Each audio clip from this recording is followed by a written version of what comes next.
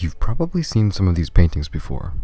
They're detailed, realistic, and idealized portrayals of the American wilderness that are not only an excellent look into 1850s America, but a useful tool for interpreting contemporary culture. The Hudson River School is an art movement that emerged in the mid-19th century. It is named for its origin in the Hudson River Valley area of New York, but it quickly built a presence across all of New England. The location of the movement is central to an understanding of it due to its focus on the beauty and sanctity of nature. Prominent painters of the Hudson River School style saw North America as a manifestation of God, and their art was just as much a religious expression as it was an appreciation of nature. Hudson River School paintings are characterized by little to no evidence of human civilization, and when they do feature humanity, all traces of it are peaceful and small, emphasizing the respect the painters had for the land they portrayed. Arguably, the first painting of the Hudson River School movement was the Oxbow, completed by Thomas Cole in 1836. It depicts the Connecticut River Valley just after a thunderstorm, and true to the movement it began, features just one human being, a tiny self-portrait of Cole himself in the foreground. The gentle farmland and receding storm are stronger political statements than one might think. They represent the ideals of the artist. Many people think that the Oxbow in particular is a commentary on how civilization confronts wilderness, and in turn, what Thomas Cole believed to be the best method for it to do so, pastoral life and coexistence with nature. In 1836, the Industrial Revolution was well underway. Artists such as Cole saw urbanization as a bad thing, and used their paintings as a way to discuss their view that nature was graceful, holy, and to be respected. The movement continued to grow despite Thomas Cole's unexpected death from pneumonia in 1848. Painters including Frederick Edwin Church and Albert Bierstadt carried the torch, and within 10 years, the Hudson River School achieved mainstream popularity. Artists continued to use the Hudson River style to emphasize the importance of the American wilderness. It was also at this time that the American National Park Service was created, giving the paintings even more cultural relevancy.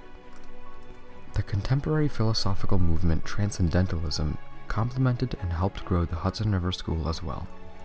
The thoughts of authors such as Ralph Waldo Emerson, Henry David Thoreau, and Margaret Fuller reflected the values presented in the Hudson River painting style.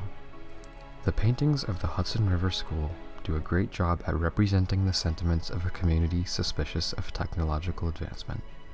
They believed the urbanization of the land they held so dear was a bad thing and wanted to preserve the beauty of the American wilderness. They expressed this political position by painting idealized landscapes, visions of what they believed the world should look like, the state of things they thought was best.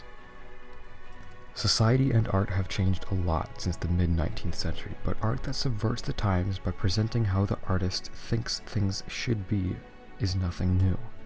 Today, many people create in a way that reflects the Hudson River School. Artists who desire social progress create art that portrays a world where people of all religions and ethnicities exist peacefully. Artists who value environmentalism paint peaceful landscapes, so on and so forth.